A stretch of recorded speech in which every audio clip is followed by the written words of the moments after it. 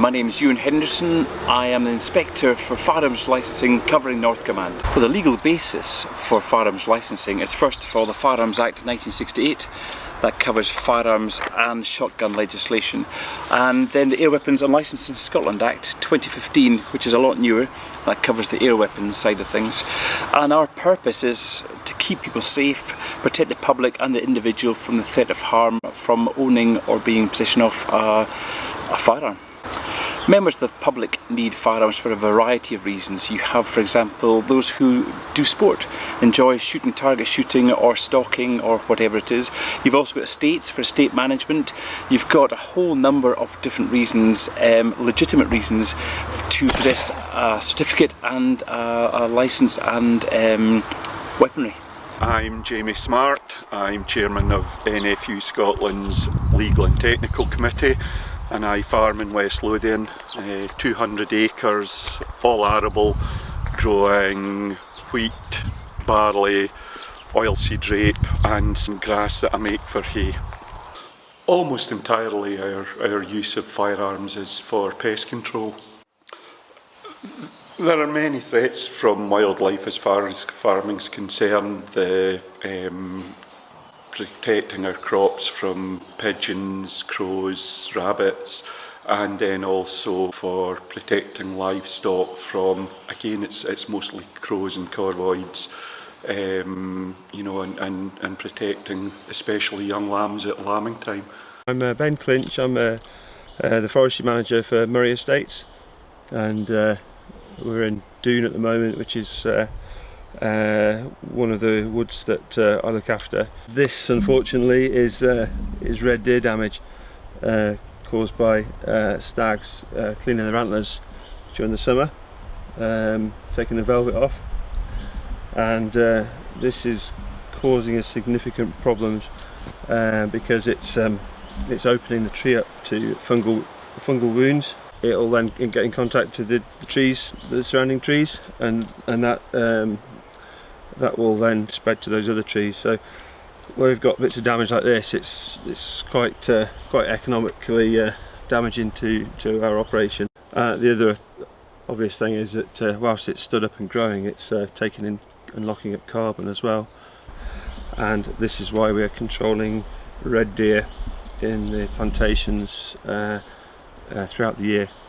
Well, I think there's lots of debate about the upland deer, whether they're increasing or declining, but certainly locally here and, well, regionally here and elsewhere in the lowlands, we're seeing an increase in red deer numbers in the lowlands, and we're seeing no decrease in roe deer at all. We're seeing an increase in roe deer too. I'm Colin Shedden and I'm the Scottish Director for the British Association for Shooting and Conservation. Shooting is worth something like £2 billion to the UK economy. In a Scottish context, it's 200 million per annum.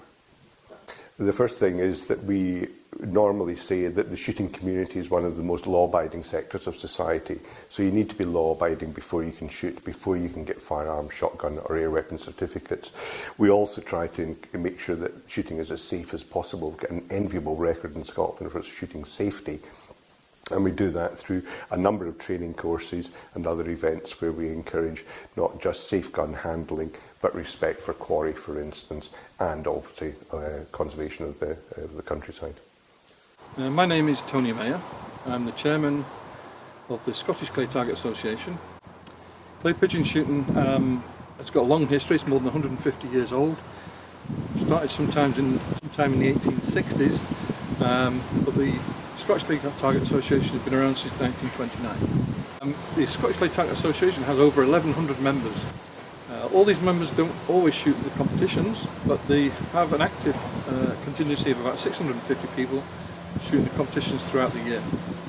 The other members of the association are shooting casually at the weekends for fun. Somebody who's applying for a licence has to provide general information about themselves, where they live, information from referees, medical information, any previous convictions, things which are relevant to me as a decision maker to make sure they are a safe and proper person to be entrusted with a gun, which is a huge responsibility.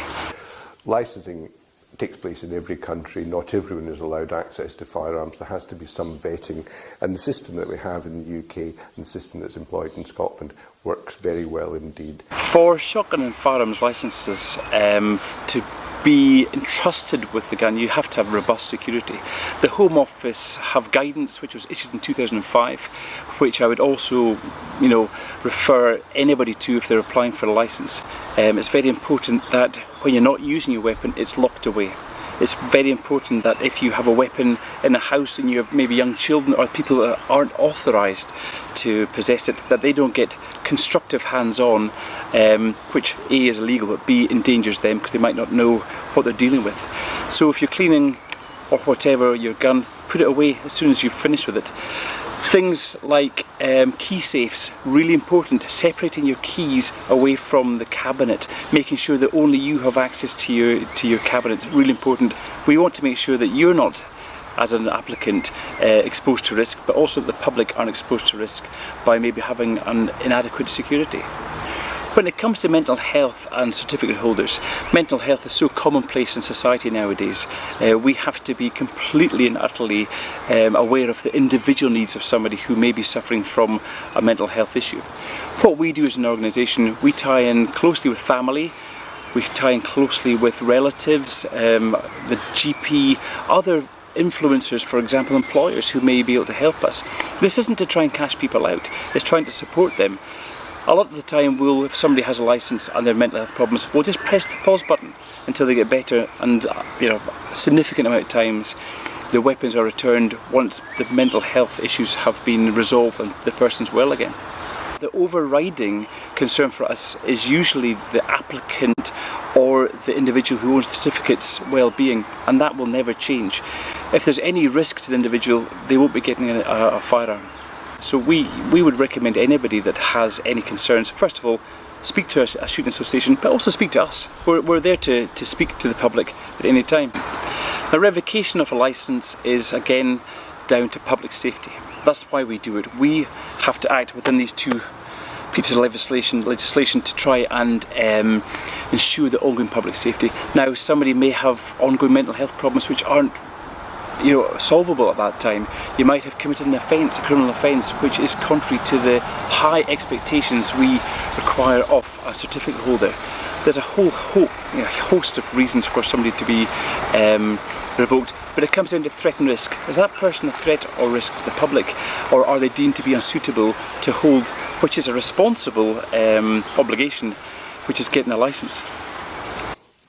Since Police Scotland was formed a number of years ago, we've seen a consistency in approach across Scotland. In the past, with the 8 legacy forces, people in different parts of the country were treated slightly differently. There is consistency now, which we're pleased about, and Scotland is performing very well. Police Scotland is performing very well in a UK setting.